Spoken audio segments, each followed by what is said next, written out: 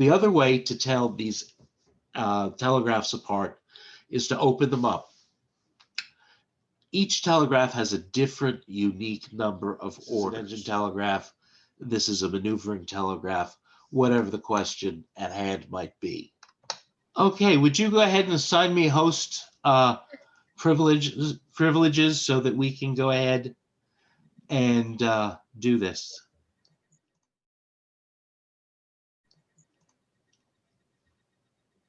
There we go. Thank you.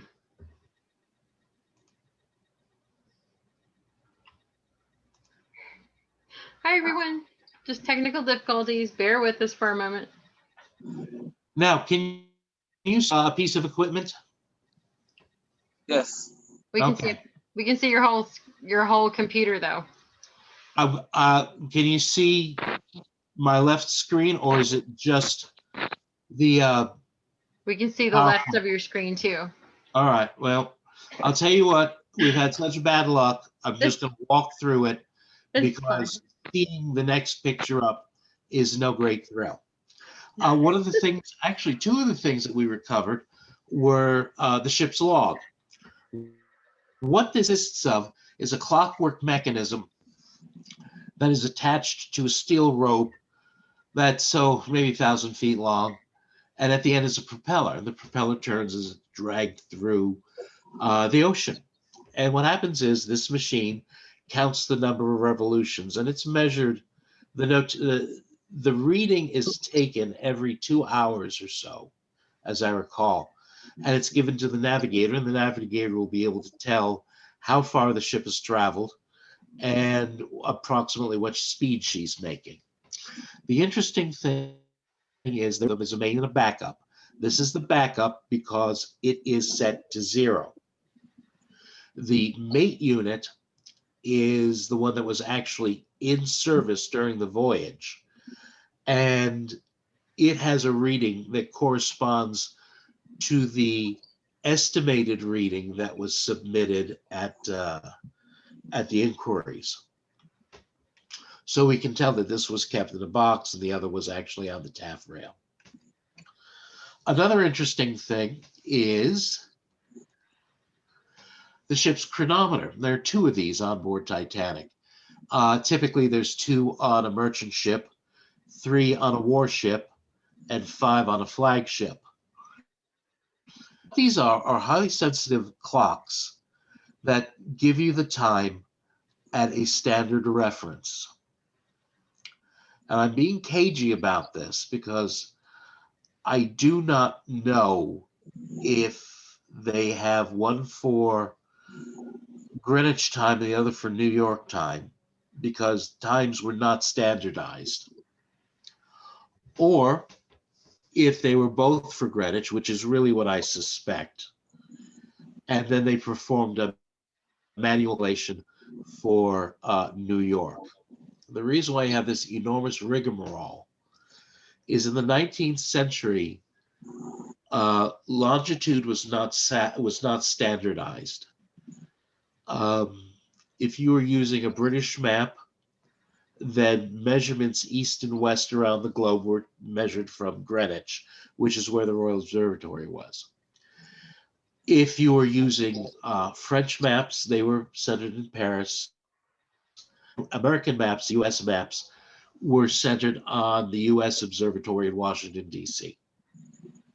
So you had multiple standards. Fortunately, I believe in the 20s, they just said enough is enough. There were a lot of reforms after the Titanic sank that didn't pertain to Titanic, but I think people had just gotten wise to the fact that having different standards of longitude was foolish, and the British maps prevailed. By time and distance are all measured from London.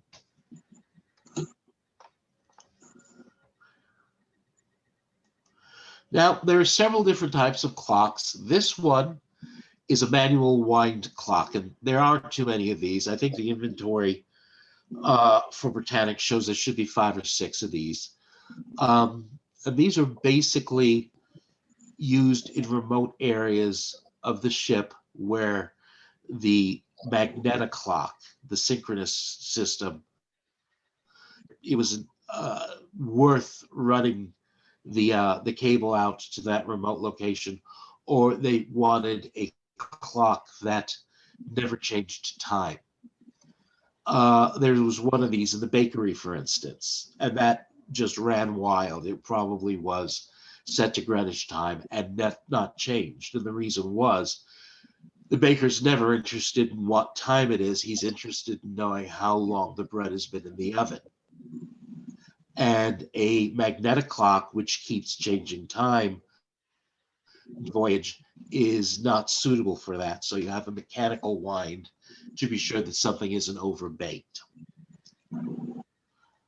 Another clock is this one. This is actually from the Marconi room. It is a magnetic clock. This is one of those clocks that is tied into a master clock that keeps ship's time. When I started doing my inventories on this, I was very intrigued. First of all, it's a large clock. Most of the clocks on Titanic are relatively small. The other thing is you have a clock in a chamber, and the chamber has some sort of insulation or packing that runs around it. And there are only two things that you would use this for. One is thermal insulation. You want to keep the clock warm. That isn't going to really work because eventually that clock is going to reach ambient temperature no matter. It looks like it's horsehair, which was a common insulator at the time. It's okay, but it's not going to keep the clock warm. And why would you? The other reason would be sonic insulation. The clock, I actually have several of these mechanisms from other magnetic systems from Titanic, but contemporary. The mechanism's identical. It does make a faint sound when it turns over.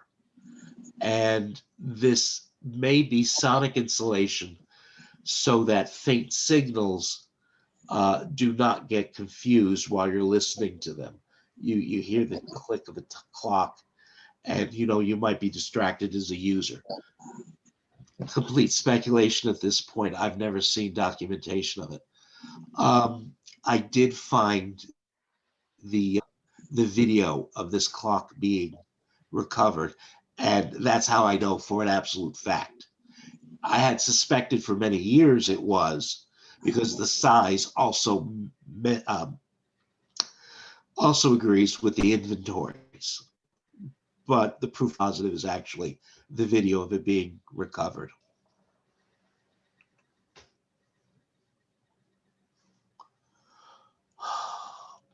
I don't know, my computer cranky. I can't seem to get it. There we go. All right, and that's looking into the face of it. Well, these are electromagnets, and this is a fairly simple gearing arrangement, and then you would have two conventional hands. These are the whistle controls. These are interesting because the whistles on Olympic Titanic were controlled only by electricity. On earlier ships like Lusitania, Mauretania, have an electric control, but the whistles also had a manual pull through a long wire. This system was actually patented by White Star Line's, essentially the line's chief engineer, the superintendent engineer. When you're in fog, you have to blow the foghorn so many times a minute for a certain duration, and it's actually very taxing. The Titanic's front two whistles were connected to not a chime, but a timer, so that when you push this lever one way, the timer would take over and it would blow automatically. You push the lever the other way, and you sounded the whistle manually. I suppose the truth can be told. One is for the number one whistle, the other is for the number two whistle, and these are both from the starboard bridge wing control. There were three places you could control it from: starboard wing, port wing, and then right in the center of the bridge. Captain Smith's megaphone. There are two megaphones on Titanic. They were basically used for that's the day in, day out. They also would have been used during the evacuation. There's a story that goes, a lady came up to Captain Smith and implored, Captain, is it truly necessary that we get in those boats? And the captain did something very professional. And he stepped away, he put the megaphone up to his mouth, and he said to the company, you must get in the lifeboat. I forget his exact language, but it basically said, no, this is not a safety precaution. You must get in the lifeboats. And the woman who asked immediately understood what was expected of her. There are two of these that were recovered. They're both of aluminum. And one is in reasonably good condition. One of them is bad, marginal, because of the acidic environment. There is a story going around that the megaphone was the personal property of Smith, or it was assigned to Smith's personal use. The megaphones are not marked in any way, and judging from film footage, they were basically to be used by the officer of the deck or anybody that he had appointed to communicate with the bow. Because remember, there's no telegraph going up to the bow, so all those orders don't go over a telegraph. They have to be done verbally. I think this is a conflation problem because there's a lot of things like binoculars, which have survived, and it says White Star Line second officer, RMS Adriatic or some similar notation. So the company had assigned a particular set of binoculars to a particular officer. In the case of the megaphone, that seems to be something that was just general equipment that anybody with permission could use. And then there's personal property like sextants. There is a company sextant on board, but generally every officer with a master's certificate had his own sextant, just as a matter of professional appointments. The ship's bell, I'm not going to talk too much about this. The bell is not marked in any way.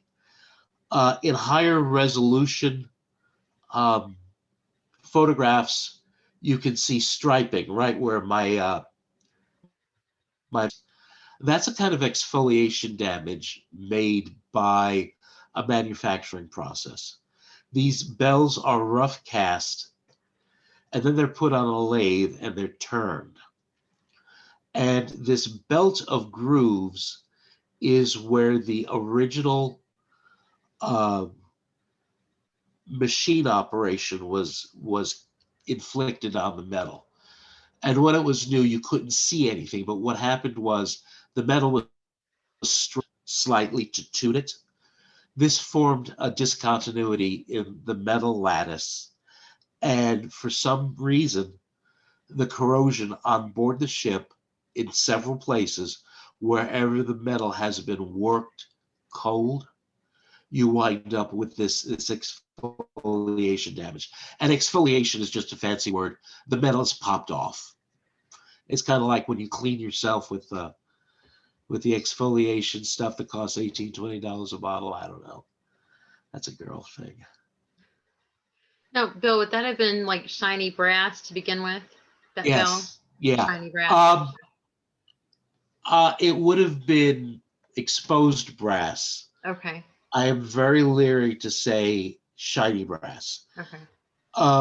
Sailors hate polishing brass. Okay. Officers don't like it because they're always afraid that there's going to be a reflection off of it, and you're now spending time staring out the window, looking at a bright spot. What am I looking at? Is it a hazard? So my feeling is that this stuff was probably allowed to pick up a patina so that you didn't have an issue with reflection. Okay. On the Queen Mary in Long Beach, they polish all that stuff. Where the ship was in service, it was all painted deckhouse green, simply because they didn't want to take the time to polish and they didn't want the glint of false reflections. I'm going to go through to the end. There's maybe about 5 more objects Okay. that I think are interesting. There some effects. This is Saffeld's Perfume Vials. This was quite a box in a box puzzle, because each one of these perfume vials was shipped in a metal cartridge, and then the cartridges were placed in hoops on a backing board, and then those were put in a leather satchel that looked like a clutch purse. So it took a long to get these open, but you can see it was given a high priority so that because the smell, everybody smelled the smell and was very curious to find out what this was coming from. So this was actually taken on the academic Keldysh in the laboratory, and this would be Michelle Turman, who was the curator at the time, and this would have all been her handiwork.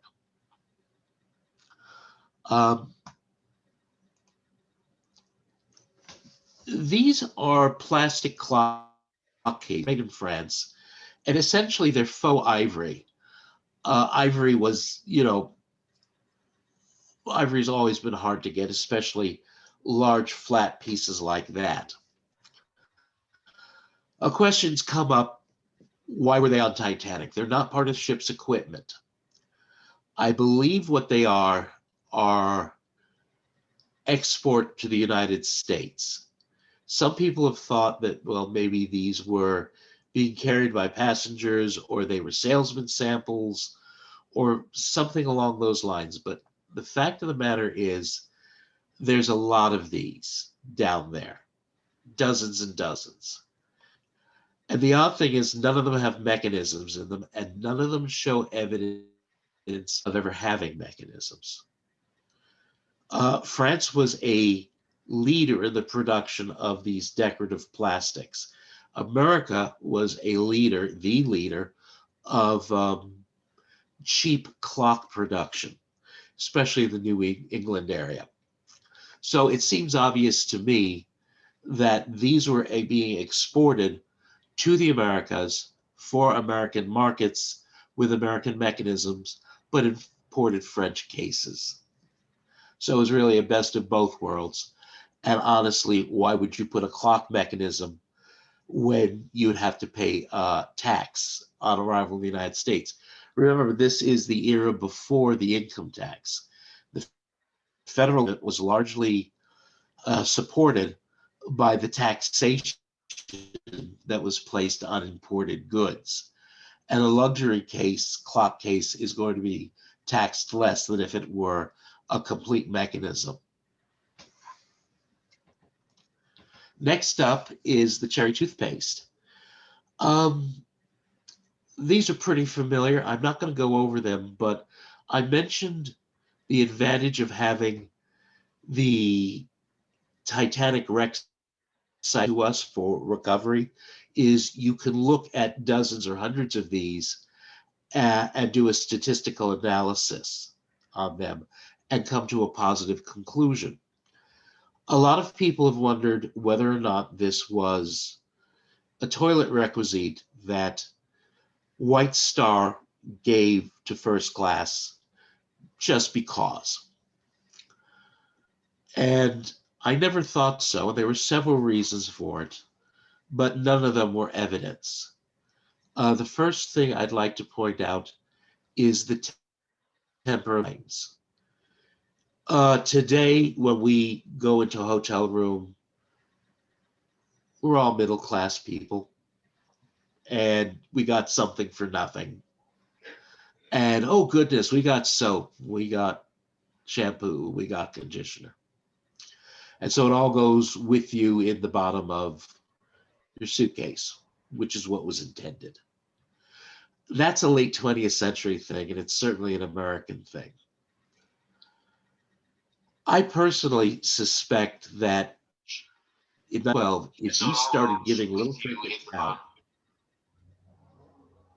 if you started giving little trinkets out, to an uber wealthy, they would probably turn their nose up on it and said, do I look like a beggar? I could buy this ship. I don't want this stuff. And it sounds like an extreme reaction, may not have been verbalized, but that's just, I don't think the way it would have been done in 1912. Now, going on to the evidence, models are all different. You know, there's a variety. I think there's 2 or 3 different styles. And this is troublesome right off the bat because, first of all, if they were promotional items, they probably all would have been the same. And so now you get the catalogs out. And the first thing I discovered is these toothpastes were not cheap. They were a couple of shillings. That's an expensive promo. As it turns out, Gosnell's toothpaste actually made sample sizes, and these were probably given away as samples. And the bottle is maybe 25% the size of that jar. So it's about the size of 5 or 6 quarters stacked up, single use, one time only. These are clearly larger than that. The other thing is you find out that the different styles is because they came in different consistencies. There was an original formula that was hard and waxy, and then there was a softer formula, which is what this is, by the way, where the toothpaste is more creamy. What the third one was, I don't recall off the top of my head. But now you have different styles that are being supplied. So between the attitude of the day, the fact that a freebie size was available, the fact that these are expensive, and also the last thing I should probably mention, this was the Colgate of the day. Everybody had it. Everybody used it. And it's in everything. It's in Harrods catalogs. It's in Sears catalogs. So it's both sides of the ocean. So there you have it. By the way, I would like to point out the one thing that White Star did give away, which was bar soap for the sinks. They really had to, because there's no way you can reasonably expect people to bring their own soap. There were ways to do it in 1912, but you know, once soap gets wet, and it's not modern soap. This is fat soap. It's not lye soap, but it is organic, and there's a lot of problems carrying that stuff around. So that's why you have the vanilla advertisements. First and second class got whole bars of vanilla. Bless you, take it with you. Third class got what we would call travel size, quarter size bars, very small. They also don't have the vanilla stamp on it. It's my suspicion that they contracted with vanilla, provide us with an unmarked, unscented, mass-produced, third-class product, and we'll buy it from you. And that way everything's kept under a single contract.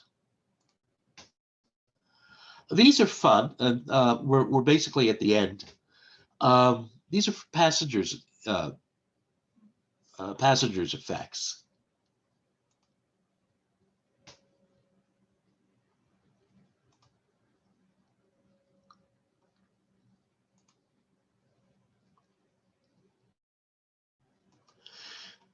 Occasionally there's a story. Unfortunately, I don't have a good picture of this.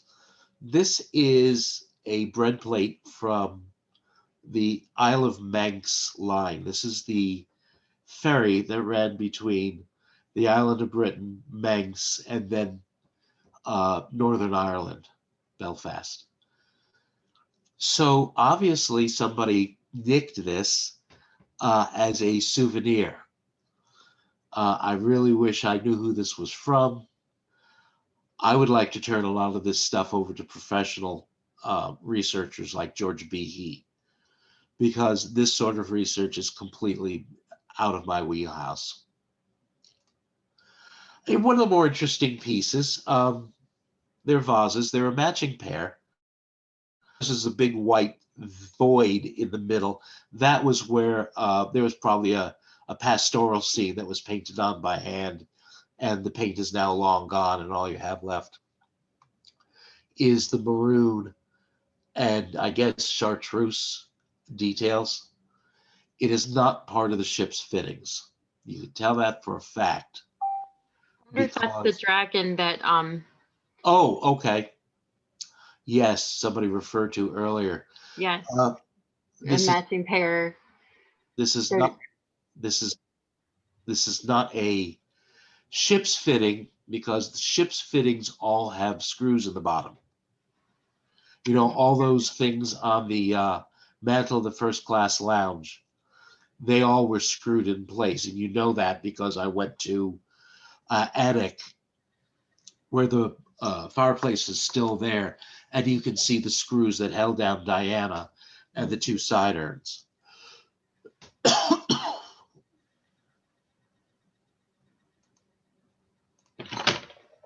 And this is photography. There were cameras on board.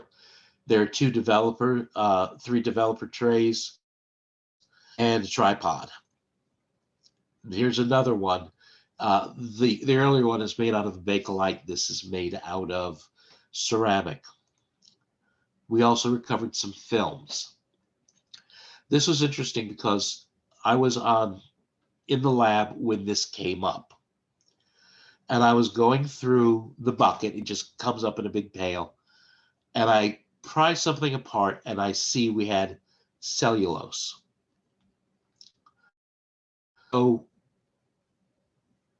I covered it all back up, and then I put something light proof over the bucket, just in case there was an image still available, and found a permanent place to keep it in an autoclave. This is an oven that's used to sterilize things for bacteriology. But the point is that it was light proof and it was not going to be disturbed. I'm there and I got Michelle over and I said, I think this has celluloid images. It's in the autoclave. It's light proof. Think about what you want to do with it. To the best of my knowledge, no images have been recovered. And I'm going to roll through these really quickly. I believe that this is a part of the weight set for a galley scale. The British don't cook like Americans do. We cook volumetrically, teaspoons, tablespoons, quarter cups, cups. The British do it by weight. And what this looks like is the principal weight. And then as you add weights, they go inside this cup until you have a pound of flour or whatever it is you're looking for. I think this is a pudding basin. You'll notice that there's a very, very heavy lip. There's a pierced piece here for a hasp. Certain British food need to be cooked wet and the water cannot escape. Like figgy pudding, plum pudding. If you put the plum pudding in the bottom and then put the lid on, this will act as a water seal to be sure that it doesn't dry out. This is a piece of junk we discovered. I brought it along in case anybody does. I think it's Russian. This is a soapbox. You put this on the side of a bucket as you wash up, and this is obvious for crew. And there's no bottom, so it allows the sponge to drain. And these are the two last things that are actually, I think, the funniest.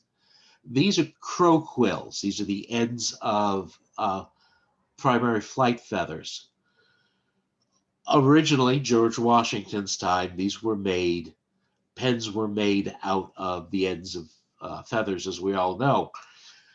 And the Vicks decided that that really was not the way to go, and they invented the steel quill pen, and then the fountain pen after that.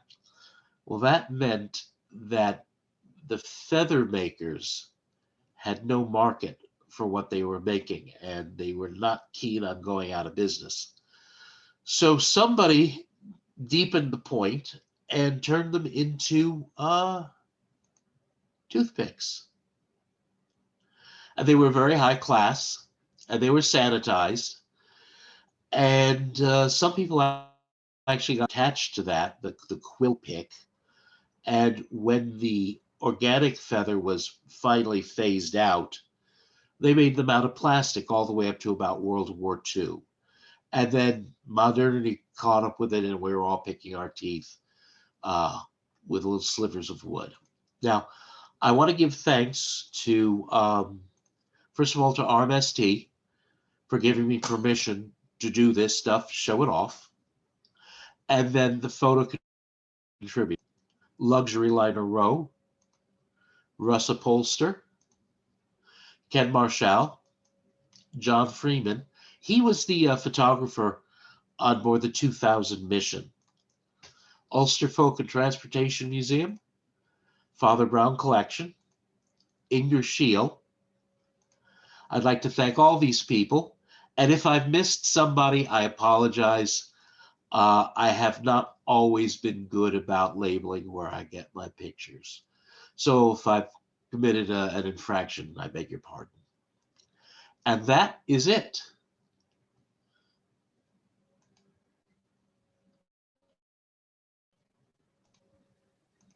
Thank you so much, Bill. That was really fascinating. I learned so much. And I've been trying to keep up with the questions and comments. And I'm hoping that we got all or most of them. When we're doing a live feed, the questions and comments roll with the live feed. So sometimes I can't go back and see some of the old questions. So if I've missed any of your questions or comments, I sincerely apologize. But Bill and the rest of the admin team and I, we can always go back and look at them again once the live feed ends. Just when we're live and things are going, it's hard to go back and look once the moment is passed. Sometimes I can capture them with a screenshot, but obviously I've been having some internet issues, and so is Bill. So, we apologize, for our technical difficulties this evening. But Michael Brady said that he had a small brass bell outside of his door, outside of his house on the coast, and polishing it was a never-ending nightmare. The effect of the salt was insane. So he's sympathizing with the fact that Titanic didn't have a shiny brass bell. Anthony Alcori said, what did the perfume smell like? Very different from modern perfumes. Modern perfumes have gravitated towards the earthy smells, patchouli, sandalwood, things along those lines. The Victorian smell palette was very floral. Essence of rose, violet, citrus smells. Honestly, what it smelled like was food. They smelled like something that you would eat, and they were just delicious smelling. ch- Wow. cherry.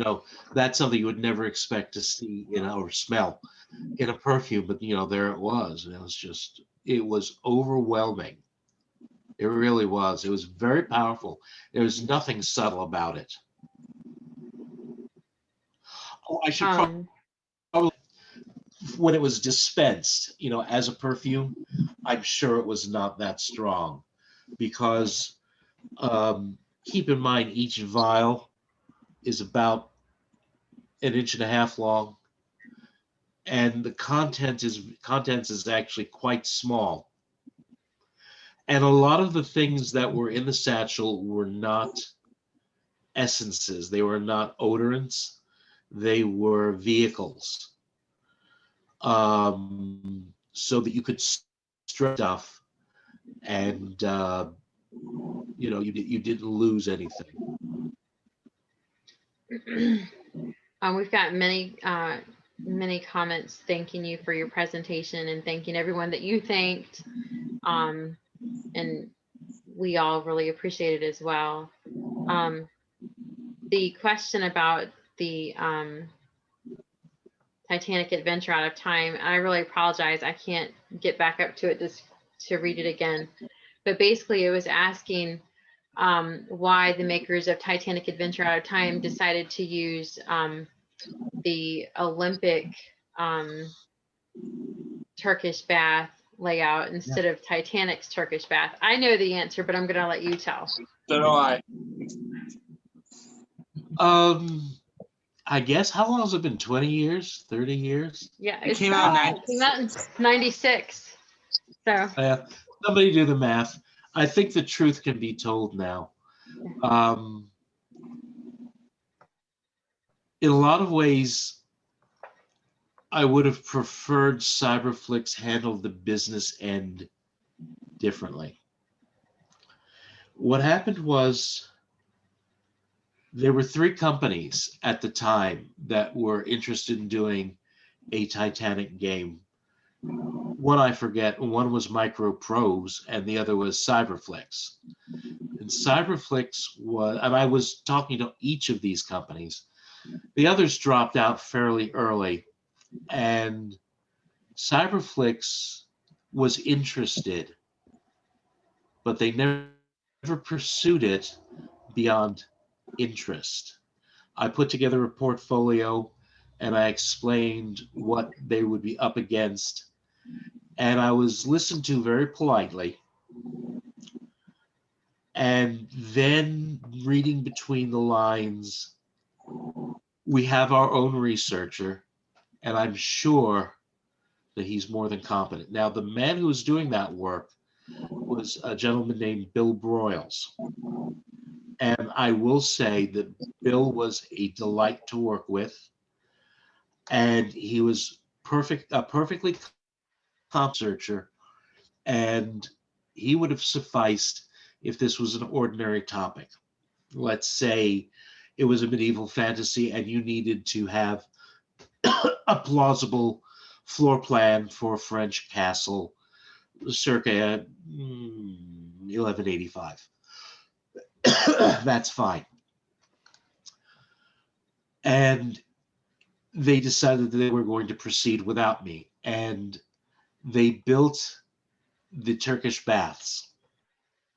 And they backed themselves into a corner because the feeling was all Bill Broyles needed to do was go down to the public library and get a couple of Titanic books and, slam bam, we're done. And it wasn't going to happen. And I think Bill twisted their arm and said, look, I can't. And I explained to everybody, I explained to the president and everybody I talked to, this is not a publicly discussed subject. I'm talking these. Everything worthwhile is in somebody's collection. And they're not sharers. They will not share with you. You might be able to get it out of them for pay. Well, anyway, they called me back. And what had happened was they hired me under very strict parameters. In other words, my work with the company was relatively meager. They asked questions, I answered them, but they were not interested in any further. So everything in the game they discovered rather than asking me blah de blah. It was a different way to structure the whole thing. It's like working through the wrong end of a telescope. Anyway, regarding the Olympic Turkish baths, which I'm laboriously getting to, they had done it. They did it without consultation.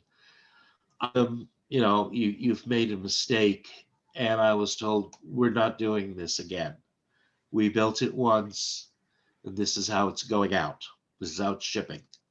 So, okay, not my game. So anyway, that's the answer.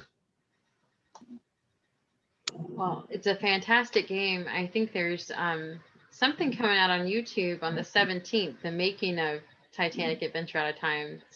Something supposedly coming out on YouTube. That should be interesting. Yeah. But thank you, Bill. Thank you for your contributions. It's like a cult classic. People are still playing it today. People are still fascinated by it. I'm so I don't know what to say. I honestly, I just wish, and I get this from a lot of clients, they don't take me into their confidence. Mm-hmm. And they prefer to do fishing rather than just say, Bill, can you get us what we need? And oh man, I'm getting tired because there was one last thing. Oh, the crux of the game is that there's a bomb on board. Mm-hmm. And I was asked a vague question. Can you send us gizmos from 1912? Now, I'm going to tell you that for somebody who is interested in engineering, that's a non-question. It's like talking to a chef about the most delicious food that you're going. It's like, can you be specific in some way?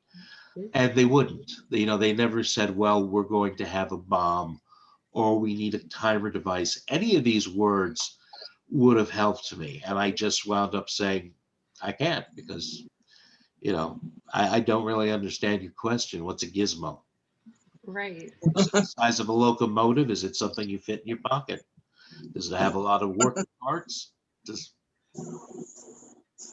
I mean, it's a great game. If they had just taken you on and you could have gotten all of the, technical things just perfect, it would have been like even better, but it's got so many neat little features to it. I like to just wander around. I always die because I get, lost in the Cafe Parisienne, like digging through the cabinets, looking at the china. And next thing I know, I'm dead somewhere. I don't know. Oh, you shot. Yeah. But it's really fantastic. Like I said, I have a little Facebook group about it, and people are always in there just chattering about it. And I still think it's fantastic that a game that came out in '96, people are still talking about it, even though it's so inaccurate in so many ways. But there are some things they did get right, and it's still really fascinating. So right, this is going to sound strange for somebody who actually knows the number of rivets that hold the toilets to the deck. I used to be a tour. That was actually my first job.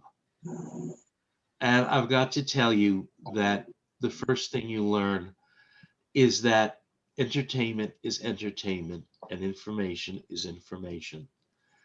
And you've got to make a decision. Are you about accuracy or are you about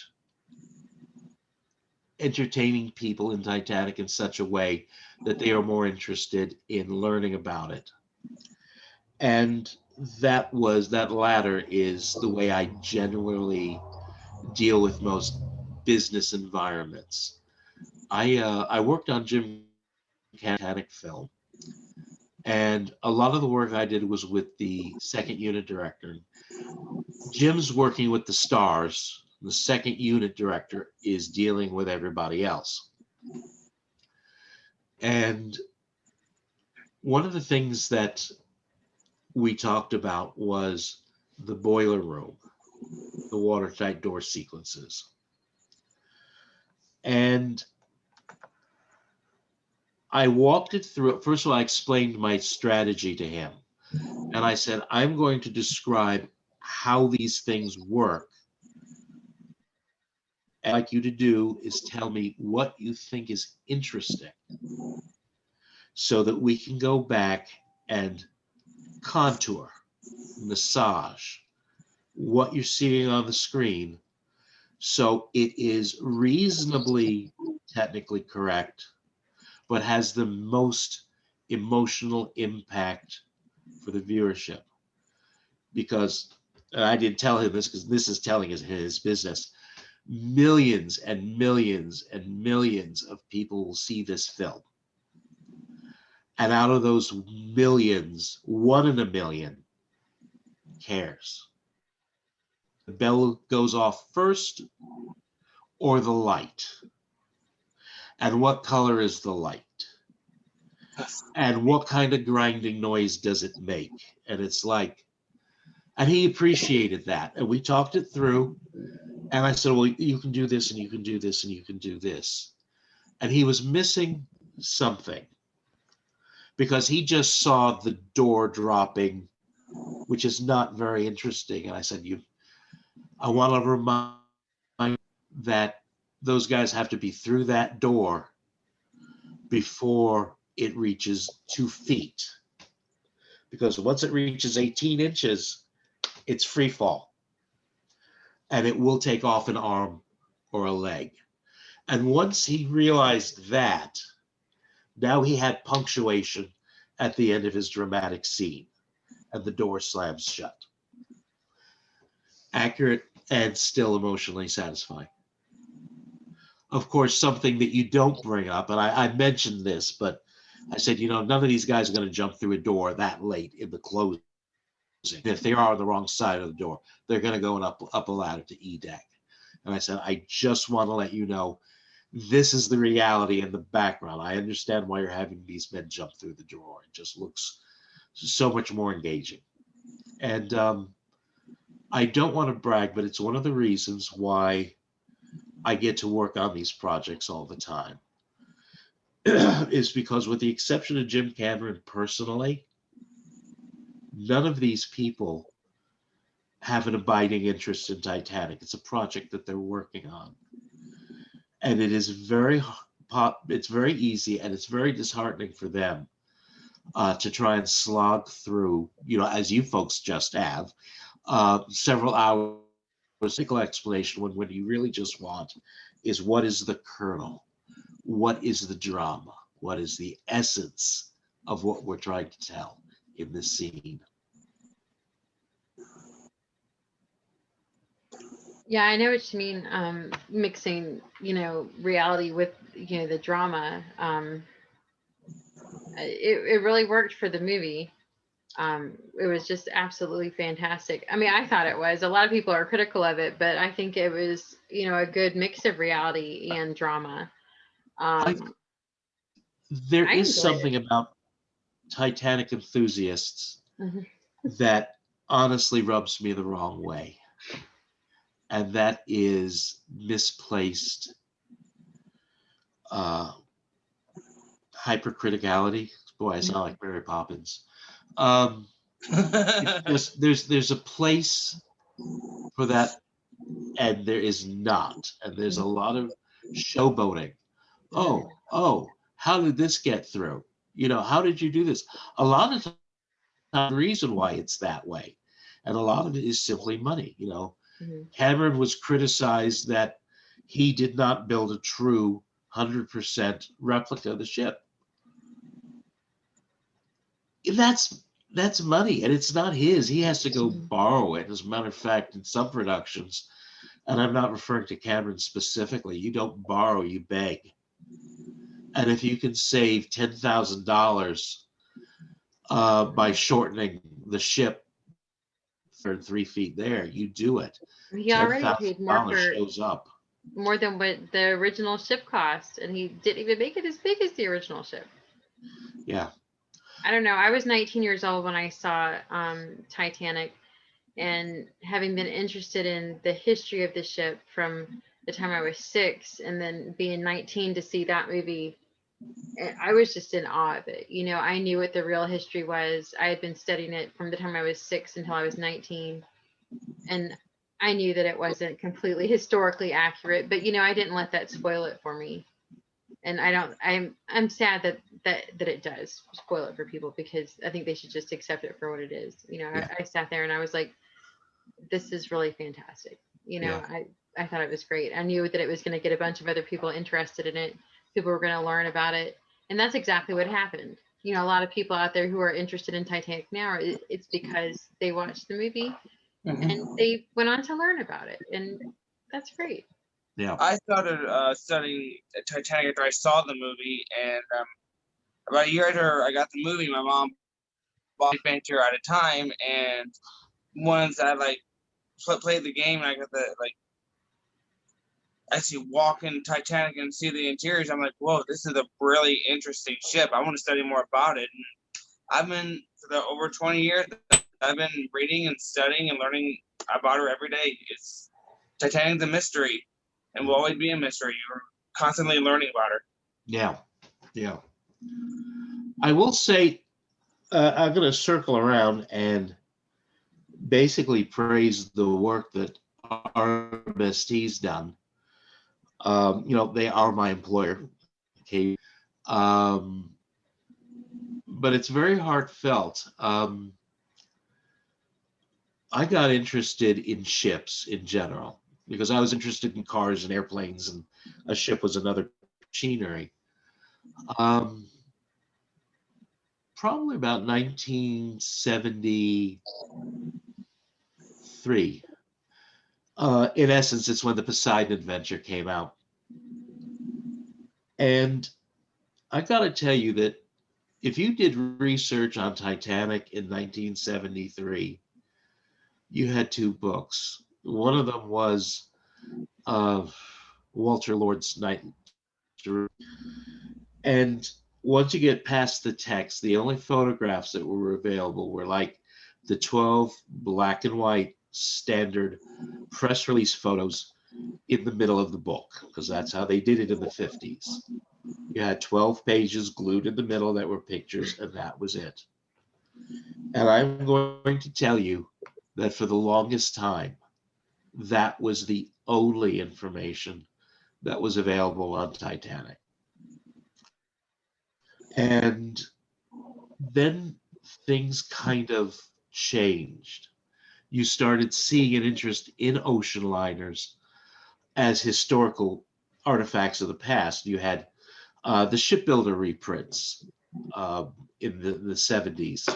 I got mine as a graduation set. It was the 6 shipbuilders for Lusitania, Mauretania, Olympic, Titanic, Aquitania, Empress of Britain, Queen Mary, Normandy. And I got them when I was a senior, and the whole world opened up, because here everything is illustrated and discussed. I was too young to understand it, but I wasn't too young to learn it. And I did 2 things. The first is I went through Queen Mary Shipbuilder, because she was my first interest. Titanic was, not as appealing. And I went through Shipbuilder and I read it, every word. And the words I didn't understand, I'd mark and I'd look it up. And some easy to look up because they were standard English words, like attemperate. It's an engineering term. Some of it was quite particular, like regenerative, referring to regenerative condensers. That was much harder to find out because that was a specialty. That was specialty lingo. But I went down to the Queen Mary and I made friends with Walter Vall, who was the curator at the time. And Walter, by the way, I was down there once every 3 months.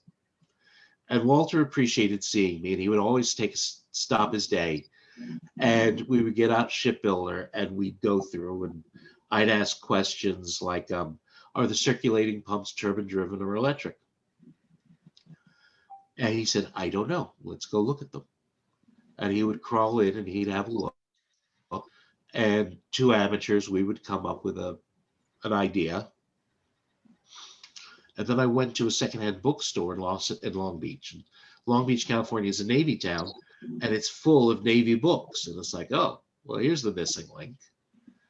So, we're off to the races. I was eventually promoted to the curator, technically not the curator, the exhibits coordinator. And I'm making that distinction because curators need a college degree, and exhibit coordinators do not. But the point is, while I was at the Queen Mary in the position as the acting curator, I went through everything. That no piece of paper, no photograph went unexamined and uncopied. And I'm going through plans and all this stuff. And I'm just in piggy heaven. And this is where the foundation for Titanic came from. Because in the 80s, I was not interested in Titanic. And I figured that there were full-fledged experts that were doing Titanic research. And there was no need for me to stick my nose in it. And then I started looking at the Titanic research critically. And it's like, this stuff isn't that good. I need to do this.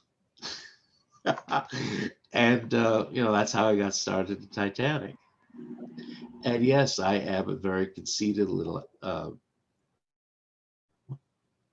but that's honestly the way I feel. In my circles, I think that I'm the best I do. And I'm always very quick to step out of the circle. It's like, no, I don't do this. You ask about passengers or linear history or legal issues or lifeboats. Bob Reed has done that work, and it's really good. I mean, there's no reason for me to do it again. I will close with one last thing. As a professional strategy, it's kind of a mistake for me to have invested so much time with RMST, and their hair is gonna stand on end. But the problem I have is, for legal reasons, I'm separated from my own work. I do work for hire. In other words, they hire me, I do the work they own. And that's the way it is, and I don't have a problem with that. But the issue comes down to is I spent 4 years working on a catalog. I have to be very careful about publicly quoting from that catalog, because that information all belongs to RMST. And I don't want to step on their toes. So there's 4 years out of my life on a catalog that I can't show. I can't sell it. And then there's the work on the rec report. In 2010, the company went out and did an extensive sonar mapping project. And I have not been active on that. I've only been active on that, relatively speaking, a few years. And when it's done, that rec report belongs to RMST, and they can do whatever it is they want to do, and I can't discuss, not without their permission. And I've got to say, they're very generous about this stuff. But a lot of times things get hung up because there's a question of, well, how valuable is this property that Bill wants to talk about? It's a very reasonable question. If you've spent several $1 million doing a reconnoiter of a shipwreck, do you want a competitor to have access to that data? So anyway, that's kind of about big picture stuff, and I'm probably rambling to very few viewers. So I think in this name of humanity, maybe we should just call it a night. Well, I think Jorge has one question. It's kind of a hypothetical question. Maybe kind of an interesting way to end the night. But that is really a shame, Bill. I was looking forward to that catalog too, because you know I like the artifacts. But yeah, I get you. I get what you're saying. I'll let Jorge ask his question. I think it's late.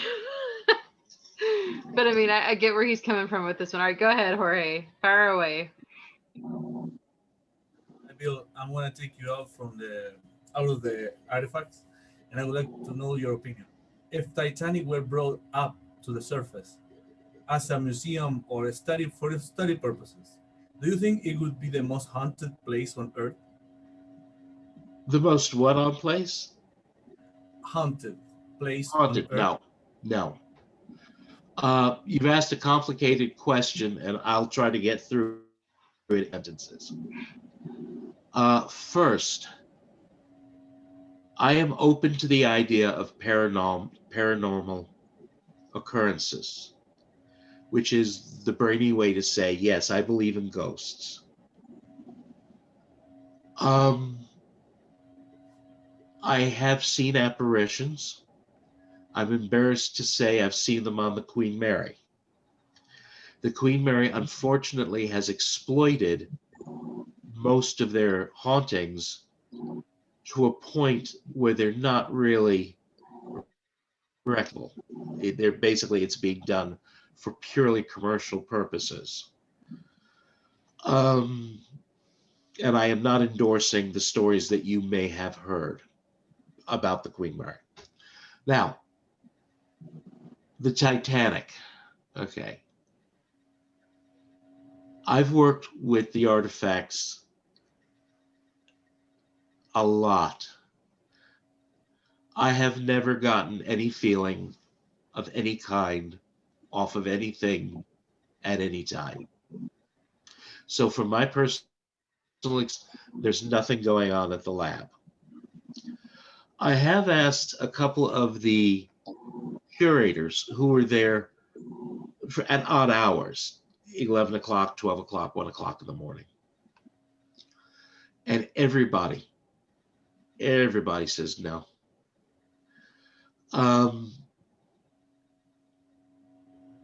And so, you know, that's it as far as the artifact's concerned.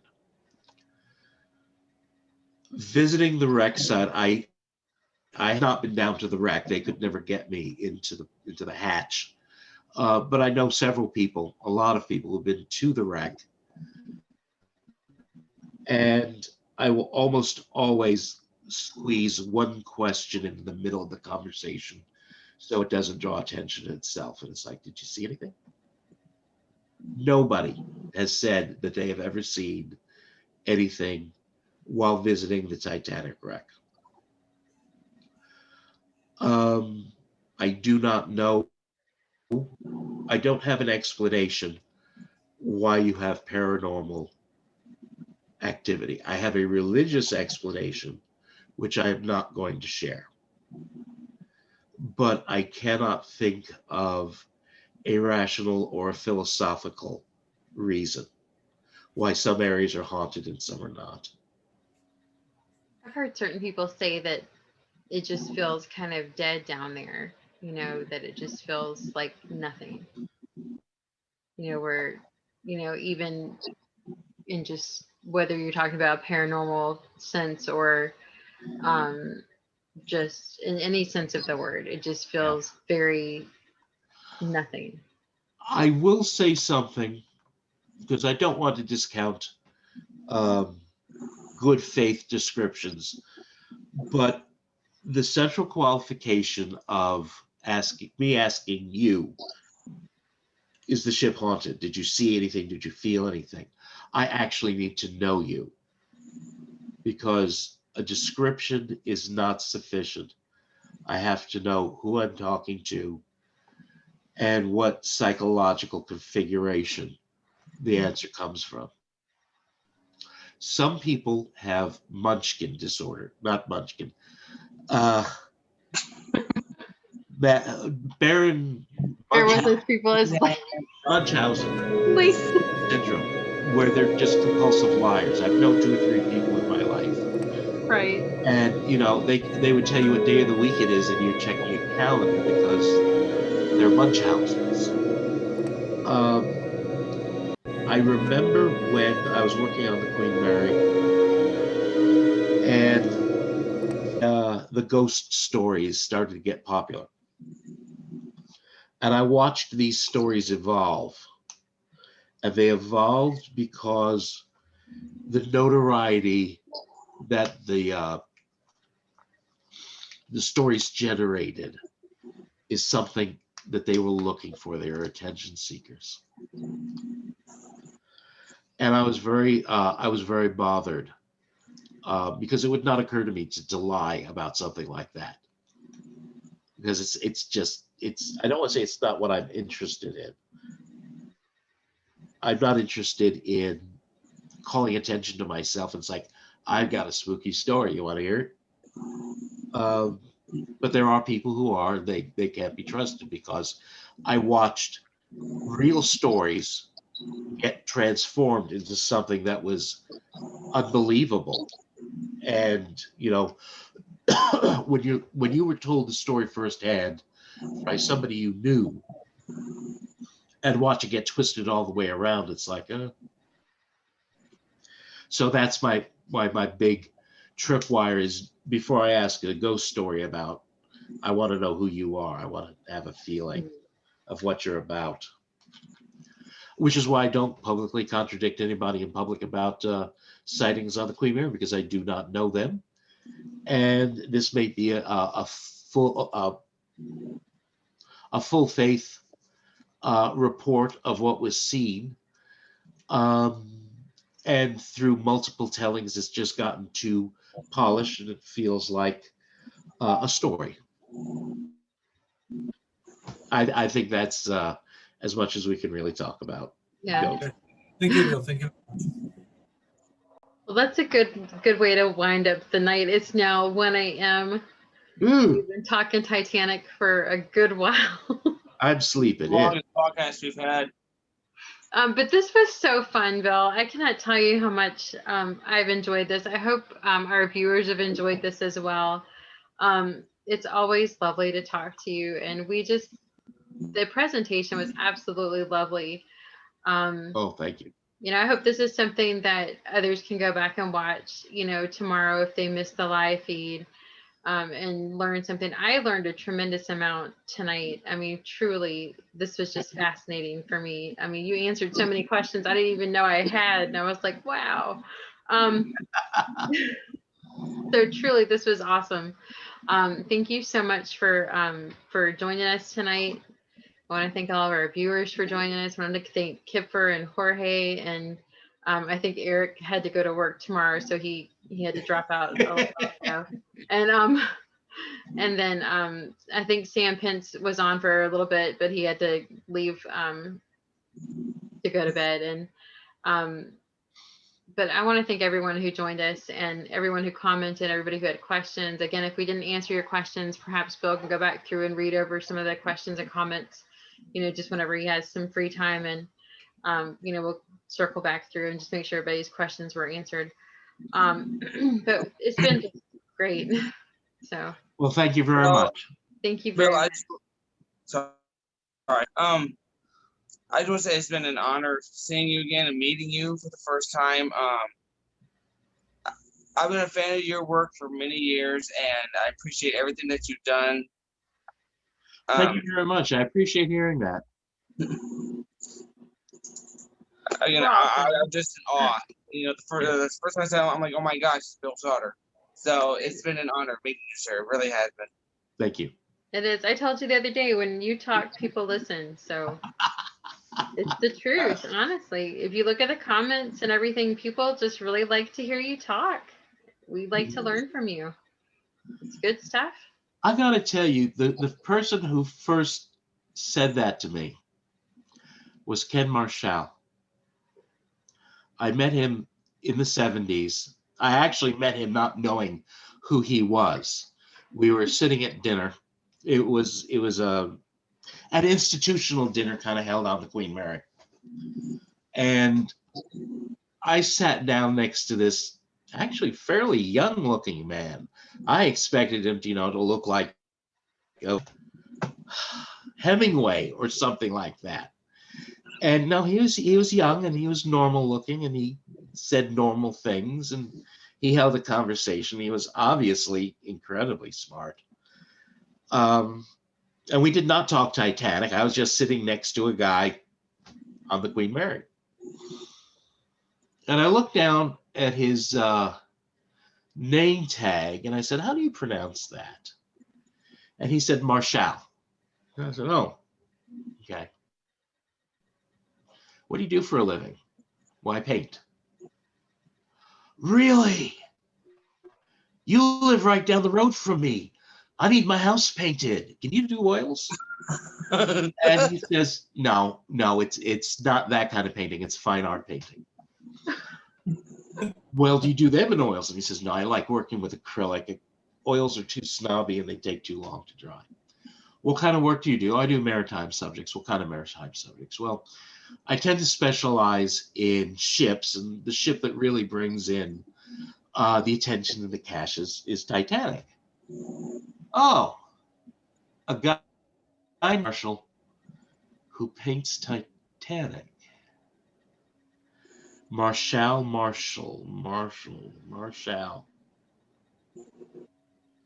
"You're not the Ken Marshall, are you? The Titanic painter?" And I don't think anybody had ever called him the before.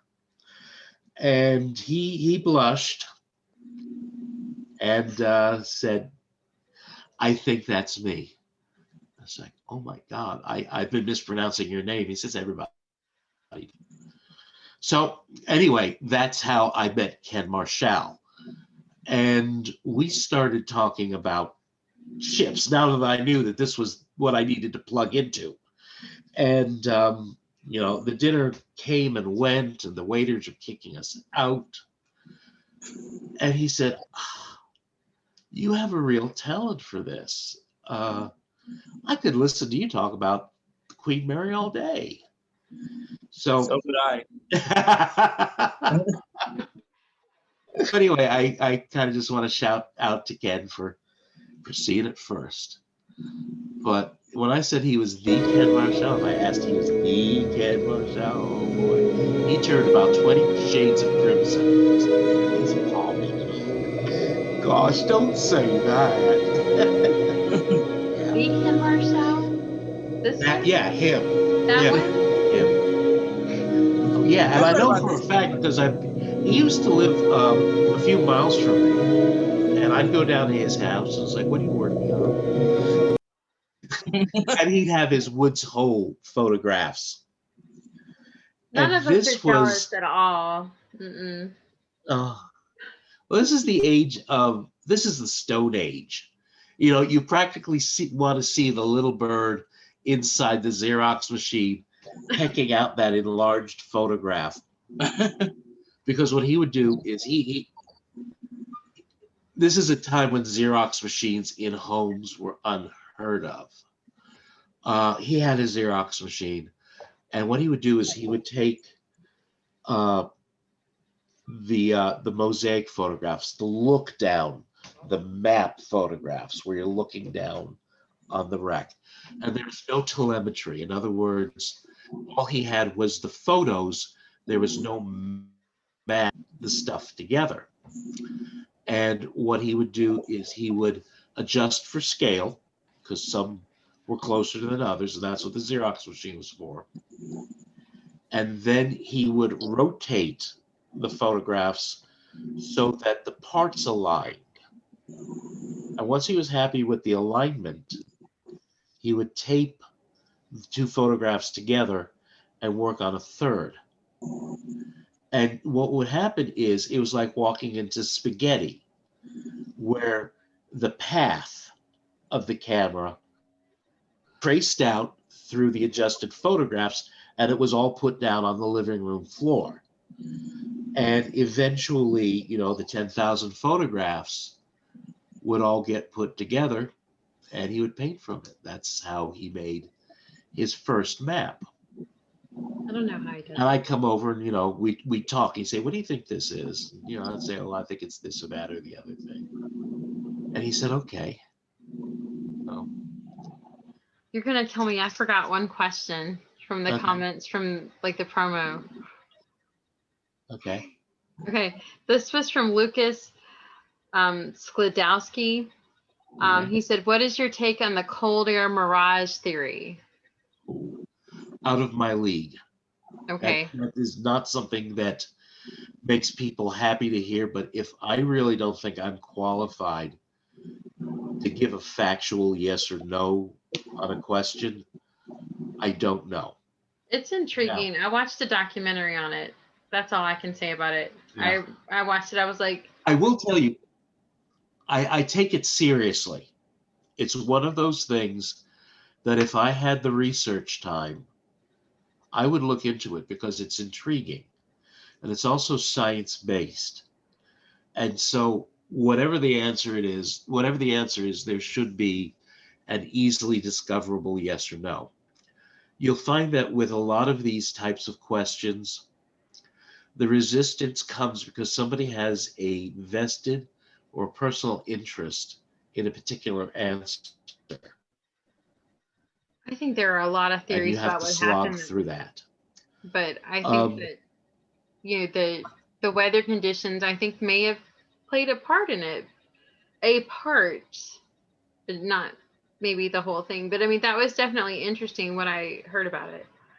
Oh, Dr. Gallo is back. Yeah. I had one of Kent. I'm gonna read this. He says, I had one of Ken's images over my desk in 1988, and I promised one day we'd put him out of work with actual images. Nope, maybe in 20 years.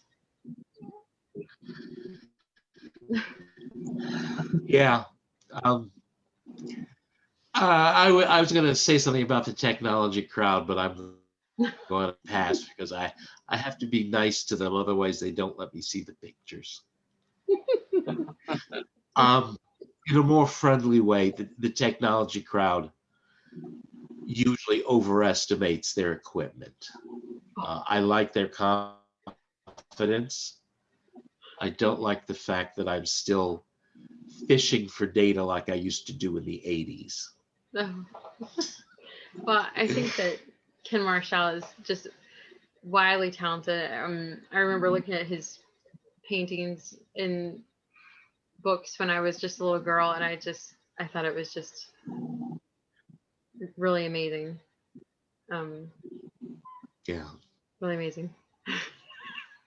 How many viewers do we have left? I'm morbidly 11, curious to 11 see people are who still hanging slogged. with us. Dr. Gallo is up. Wait. He's like, why are you still awake? He said it's I really. gotta be at work at 10 o'clock and I'm still He said here. keep digging. He said keep Yeah. digging. Careful, Dave, or I'll call you. I have your phone. The question is, will he answer? Greg Ellis said, I'm still here. I think John Barris from Australia is still here. Barry Getz is in Las Vegas, and she said it's a late night. She said late night in Vegas. Tony Taylor is still here. He said burning the midnight oil at the office, listening to you. We have loyal watchers, loyal viewers.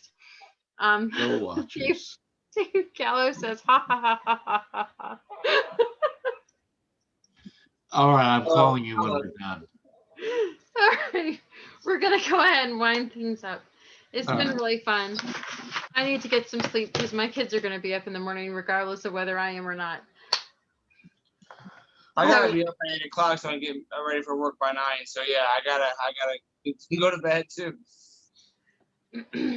Okay. So this Well, has it's so been, nice to be with y'all. it's been so nice to be with you. This has been a lot of fun. Hopefully we can meet in where are we gonna go? The Titanic conference. Yes. Yeah, Bill Willard. We should probably plug Bill. Yes. I'm going to be going. Yes. I guess this is as good a place as any. I'm actually going to ask RMST for permission to go over the rec report. What? It's not official. I haven't asked. I haven't even finished the report, but I can see the light at the end of the tunnel. A lot of it is going to be detail. I have to ask myself, how much detail do I put in this report? The catalog for the artifacts, if I remember correctly, runs about 8,000 pages. Oh, I could read that in a night. And Right, yeah. Sauder? Well, the reason why it's so long, part of the reason is everything was researched from scratch. Nothing kept its identity. In other words, if it said, so-and-so, I actually dug out the manufacturer's catalog and that stuff is in there. The other reason why it's so long is everything needs an entry. And there's about 6,000 Titanic artifacts in the collection. And everything needs its own entry. So a lot of those pages are like coal. And, if there's 500 pieces of coal, they've all got an entry. Now, I will tell you, just to keep my sanity, if the coal broke off another piece of coal, then Papa Coal gets the entry, and all the baby coals just get a mention at the bottom, because I'm not turning out 500 things for crumbs. I got this from RMSTI like just a couple of weeks ago. Did you have to catalog that? Now, I think the thing that I really don't like doing is when people ask a question, and it's good faith, and they're expecting a certain answer, Little tiny and coal. the answer is disappointing. A lot of people will ask, well, how did they decorate the Titanic for, or how would they have decorated the Titanic for Christmas?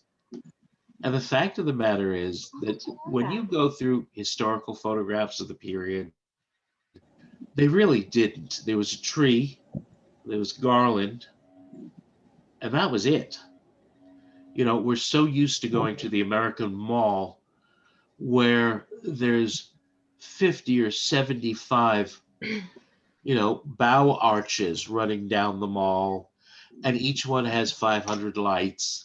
And then there's animated bells that swing, and then the angels, pull their trumpets up and, toot, toot, toot. And it's like, it's a Small World. It's not Disneyland.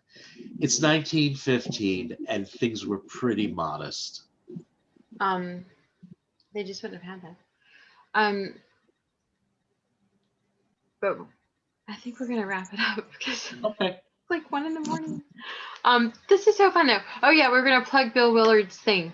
So you can see Bill Sauder in person at the Titanic Conference 2021. It starts on August 26th in Pigeon Forge, Tennessee.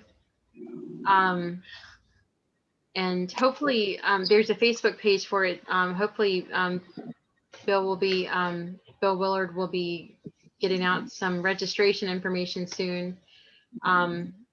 If you go to his Facebook page, I think it's Titanic Con 2021. Come early and they might let me out of my cage. And he keeps telling me that if I'm the last one to register, or whoever the last one to register is, you have to sing My Heart Will Go On. And I'm going to make sure that I'm not the last one to register. Nobody would want that. So giving Bill Willard a little plug there. No. I need a good laugh. No, that's horrible. So giving that a little plug there, and yes, I'm looking forward to meeting some Titanic friends in person. Yay! This is fun, but anyway, so thanks to Bill Sauder, thanks to Kipper Fox, thanks to Jorge, thanks to Eric Farley. Thanks to everyone who made this possible tonight, everybody who watched us, everybody who is going to view this later. Thank you, thank you, thank you. And we'll see you next time. Bye. Okay. Have a good night. Bye bye. Have a good night, everybody. Thanks, everybody. Bye-bye.